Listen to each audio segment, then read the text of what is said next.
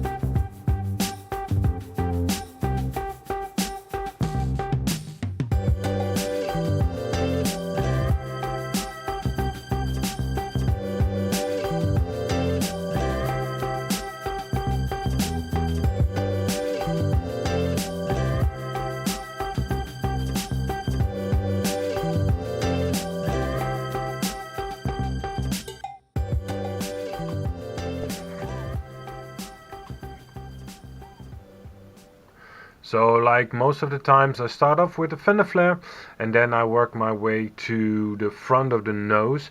What I did is basically have a 2D sketch on one of the planes, and from there on I try to work towards that line. Of course, I also have some sketches that I made by hand next to me, so I can look if I find it fitting to what I have in mind. And what I then do is, from that 2D sketch that I made, I make lines to attach to that 2D sketch. So height-wise, I'm at a similar height as the sketch I have, so I don't go too far from the 2D sketch. So the 2D sketch gives me a lot of important dimensions. Also now, I know that there are a lot of dimensions that are important. For example, ground clearance is 100 millimeters. The nose cone slash dashboard is 625 millimeters, around and about where I should be. Then the roof height should be less than a meter or around a meter high. So that is also a dimension. Another dimension, and that is one that is annoying but very important, and that is the 540 millimeters off the ground, where the headlight needs to be. that is the lowest position a headlight can be. So in a car that is only a meter high and has a tire of 570 diameter, 570 millimeters diameter, 400 and 540 millimeters off the ground is terribly high. So it's quite difficult to get the headlights in, especially considering that a normal light is quite long and quite big. So you have to generally keep in mind about 100 to 150 millimeters of depth of a light unit. And yeah, then it also has to fit. Of course, your tire is right behind it, and your tire can go up and down because of the suspension. It can steer.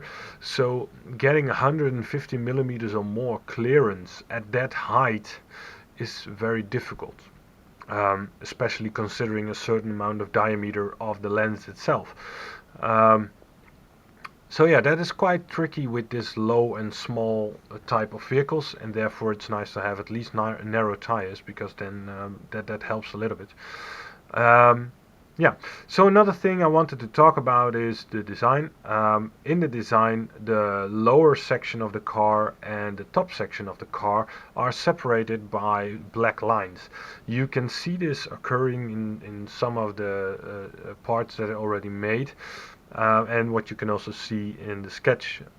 And when I switch to the 3D model, you'll see these gaps between the hood that I'm trying to design and the body parts that are already made.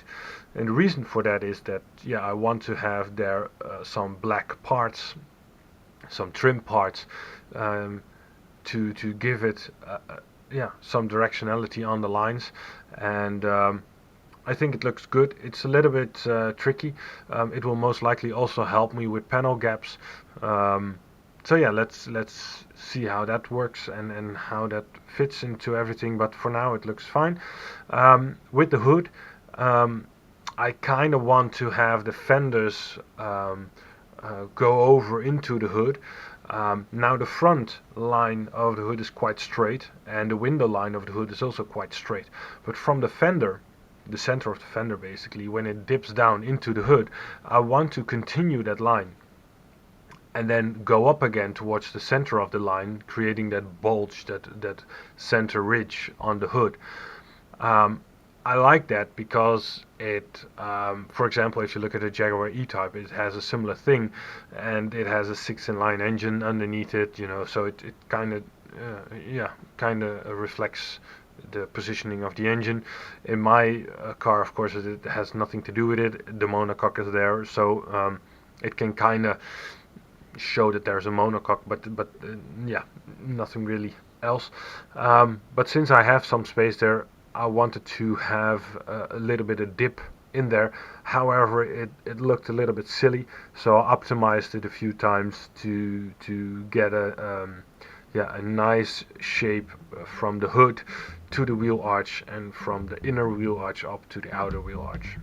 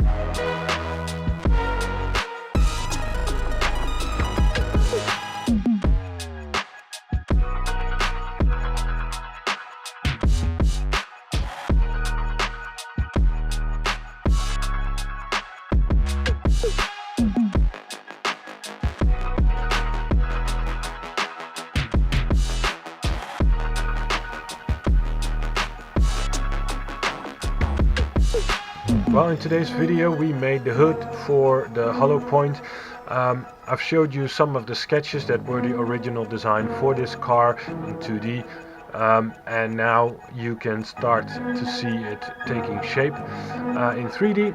And as you can hopefully see, it is a little bit closer to the sketch that I made compared to the current design for the hollowpoint that I have. I would like to thank you for watching the video. If you want to comment, subscribe or like the video, please do so. And yeah, see you in the next video. Thank you. Bye bye.